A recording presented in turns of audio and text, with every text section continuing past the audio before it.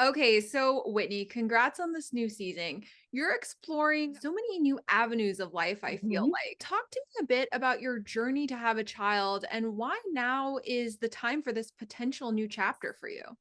Right.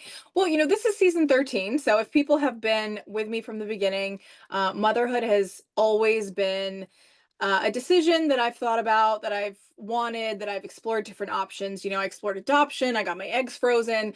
It's something that's always been really on the forefront of my mind. And I think now, people say, like, oh, what was the moment that made you realize you wanted to do artificial insemination? And I can't really pinpoint one moment, but I do think that um my age just really, I just thought, wow, okay, I'm almost 41 and I am 41 now, and I just really don't have a lot of time, and I need to honestly, like, decide what I want and just make it happen. Unfortunately, motherhood is often something that involves another person.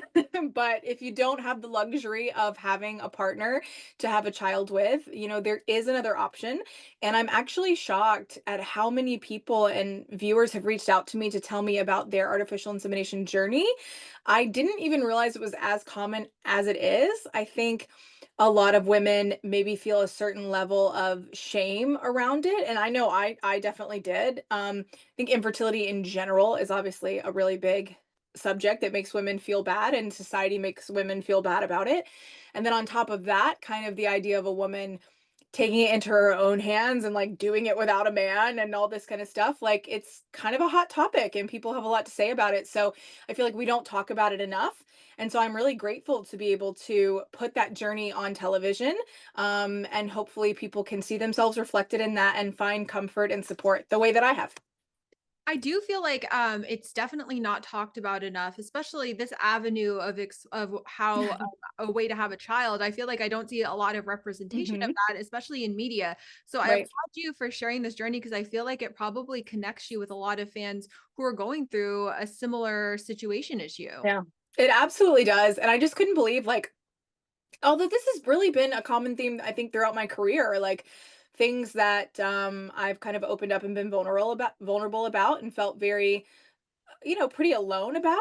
I've always been shocked at the response and the way that people, then it kind of gives them permission to feel okay about their choices and open about their choices and then wanting to make that connection. And for me, I think, 13 seasons later, if someone asked me what is the biggest benefit of reality television, I would say that it's realizing you're not alone, and that you can kind of be a mirror for people, and people can find so much connection and support, especially in a journey like this that can be very difficult.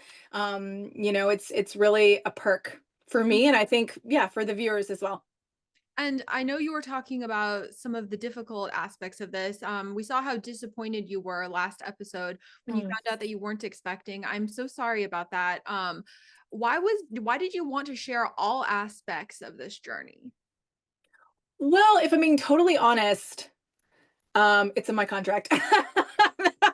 To. Um, but thank goodness that it is, because, sometimes there are things I go through in life that maybe I would say, oh, I'd rather keep this to myself, but that's and that's okay. Most people aren't reality TV stars, but I am. So this is what I signed up for. And like I said, ultimately, would I have wanted to go through that disappointment alone, or would I have wanted to go through that disappointment and then had hundreds and hundreds of people reach out to me with their own stories and their stories of success and their encouragement? That's better, and that's the encouragement and support that I've received. So it was extremely disappointing for me, that first go round. I think I almost just naively felt like, well, this is the first time I've tried, so, like, really, like, intentionally tried, so it's just gonna happen. And, obviously it didn't, but I can say, without giving, any spoilers, I can say that the motherhood journey is far from over, and I'm really excited about the direction, that it's going. That's what I can say. Well, I'm wishing you positive vibes. I hope everything works out the way that you're hoping for. Thank Um, you. we also saw that your father, he actually like he was a bit he was actually he like made a turnaround. I feel like he was a little bit hesitant, Yeah. but then he Mhm. was really excited and actually disappointed when he found out I know. you weren't expecting. Were you surprised by how he made this whole like kind of 180? Yeah, I was. The thing that I'm very lucky for is that both my mother, she's gone now, but my mom and my dad, always just wanted me to be happy. And my brother. I mean, they are truly, the epitome of like good parents. They really just want us to be happy. And so though to know that it was also affecting his happiness, I've always wanted my dad's approval, and probably in a lot of ways still, even at this age, kind of covertly get his permission or his approval, of my life. And it means something to me because I respect my father so much. He's the best man that I know. He's got more integrity than anyone I know. He's loved me more than anyone I know, and I trust him more than anyone I know. So to know that he, really wanted to go through that grandfather journey with me, even though, luckily he is already a granddad and a great granddad with my half sister's family. But I know he still wants that for me, and he probably wants that for my brother as well. And that made it extra hard. And in fact, I just realized I don't think that this aired, but in the scene where I was kind of going through, or wait, has it not aired at all? It was in the preview. I don't remember. I can say this. It's not a spoiler, but I was going through things, baby things, my baby things. And my mother actually had written on one of the boxes, Whitney, your daughter can wear these, and if she doesn't like them, just put them on her dollies. And I thought about my mother, you know, probably 35 years ago, boxing this stuff up and thinking that far into the future, and leaving me a note for me to see this far into the future, and realizing like, oh my gosh, like my mom just always thought that would be my future, and she envisioned it. And it doesn't feel like pressure. It just feels like, I mean, it is kind of like not a great feeling because you don't want to let anyone else down as well, but I don't consider it to be like a bad pressure feeling. It's just kind of feels, there's just more weight to it, Mhm. Um, and having taken care of my mother, in the last year of her life, and really every year that I've been alive, let's be real. But having taken care of her and loved her, and I tried so hard to make sure that her life was exactly like she wanted it, that she had the opportunity to see, do, know everything that she wanted before she died. And even though my dad is healthy, I still feel that towards him. And knowing that he really wants me to have a child definitely encouraged me to keep trying and going down this path. Because it feels like it's not just for me, but it's also for him. Well, I definitely feel like your family bond is evident. I feel like that's one of my favorite things as a Mhm. viewer to see is like just how loving your whole family is, Yeah. how supportive you all are of each other. It's like Yeah. I feel like it's so special to see. Um, Kind of taking a pivot, but I also have to ask. So last Mm. episode you did go on a blind date. Uh, Mhm. Speaking of dating, are you still looking for love now? Yeah, girl, we're still out we're still out here, we're still looking, but Um, I mean, I do feel like I was multitasking, and I still am multitasking because, like, I don't care. I don't have time to waste. I don't care. We're gonna keep going down both of these paths, and one of them's gonna stick. However, I do think that I've gained a lot of. I don't know. I feel like I've always been a very confident person, but I feel like the older I've gotten, I've even gained more confidence. And taking this motherhood journey into my own hands, while it felt scary, it gave me a lot of confidence as well. And I think for the first time in a long time, dating is really kind of on the back burner for me. Um, if a man wants to come along, he can. But the realization of like, oh, I didn't need the actual man. I mean, I needed the genetic material, but I didn't need the man. You know what I mean? For the Mhm. motherhood. It's just kind of like, I don't know, when you get so involved in becoming a mother, romance seems a little bit less important. I have other things that I'm focusing on now. If you were to like wave a magic wand and conjure up your dream partner, what aspects are you looking for though in a relationship or in a Mhm, potential match? mhm. Yeah, I think obviously I've had a lot of experience with men. I've had a lot of boyfriends, not necessarily they've been on television, but I've been in a lot of relationships. And I think it's pretty, I don't know, I think it's pretty simple for me. I need a man who is ambitious, motivated, intelligent, and a man that will, when I say take care of me, I don't mean financially. I just mean a man that can emotionally protect, an emotionally intelligent man who can protect me, who can make me feel um, loved and comforted. And I just really, if when I look back at my relationships, I have just done so much of the legwork for almost every man I've ever been with, and I'm never doing that again. So I think that's why, sometimes my friends say that I'm picky or whatever, but I've already dealt with so much bullshit in life. I'm just not doing I it don't think anymore. you're picky. It's called having standards. Like, I Yeah, don't think you're picky at all. Like, they're like, this is the person you want to be with you for your life. Like, you're yeah. allowed to like want who you want. Right. You know what I I mean? always Like, make a I support joke. I mean, and it probably doesn't land anymore because now nobody calls to order pizza. It's like you have an app. But back in the day, it's like I was dating men who like couldn't call the pizza guy. It's just like, God, do I have to do everything? And I love being independent. I love being able to take care of myself financially and otherwise. And that's not something that I would want to go away. I just need a man that can hold his own, and also a man that, if I need to like crash out and need support, to know that someone would be there for me instead of kind of me feeling like I'm pulling all the weight. Um, that's not a fat joke, but I guess, like I just really feel like I've typically kind of done enough for me and the man. And I'm ready to just be met where I am by an equal.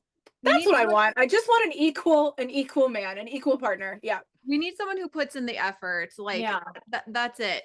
Yeah. Um, Another thing that's shown on the series, we'll also see your friendship with all of your friends. Mhm. But we have seen a little bit of friction between Tal Yeah. and Ashley, and now Mhm. Tal and Buddy. Were you Mhm. surprised at the issues that he's having with some of your friends? No, no, not at all. Um, this is probably a moment that I would also think to remind. I mean, this is a television show about me, so that's why everything is usually centered around me. But there are lots of things, we've all been friends for like 20 years. So there have been lots of conflicts, lots of things. There's a whole history that, viewers don't really get to see anything about. So I was actually really happy that they were willing to kind of open up more about their issues, instead of everything kind of being focused on um, me all the time. And also, I kind of think as a viewer that might be a little bit boring if like everything's always about, centering about me. But this is not the first time that anyone in our friend group has had an argument or a fight. It might be the first time that viewers are really seeing it.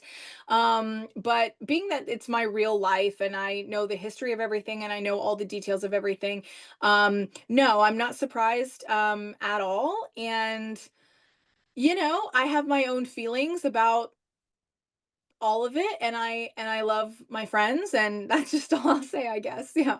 Do you think that there's hope that they can mend things? I know that Buddy said that he was willing to meet with Tal, and it seemed like maybe Tal and Ashley might meet each Mm, other. I don't know if there's any right. potential for any of these friendships to reconcile. Yeah, there's potential. But there definitely is like a meeting between I'll say one of the friendships I think is reconcilable and the other one is not. And you'll see why Okay. coming Okay. up.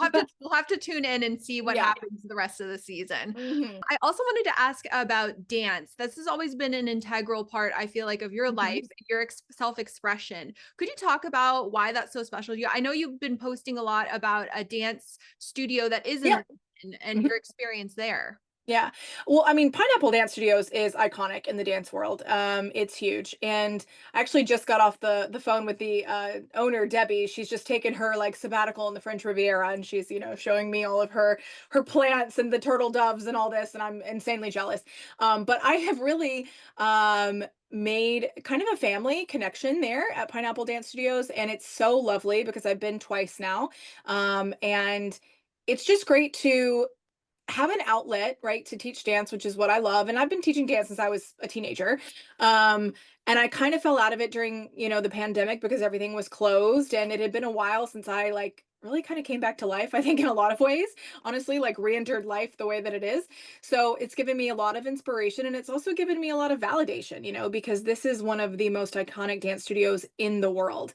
And I have like a home there and a family there and they love me there and I have all these students that show up for my classes and it's just like wow, I never would have thought I could believe like, oh yeah, I'll be teaching dance, but not at Pineapple. It's a pretty cool thing. So it's definitely a big part of my life, and I'm really happy to be like full force back into it.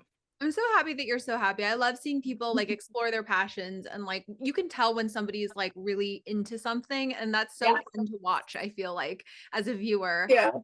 Looking forward to this next chapter of your life. What are you hoping for in this new era? Well, I don't want to say too much, but I'm kind of past the point of hoping. Life has moved forward in some very exciting ways. The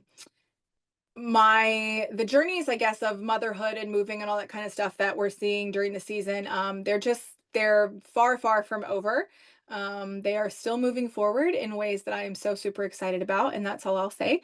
But I see people speculate a lot online about, oh well, I guess she's not pregnant, or like I guess she didn't move or whatever. And I would just remind people that you really can't glean a whole lot from an Instagram post.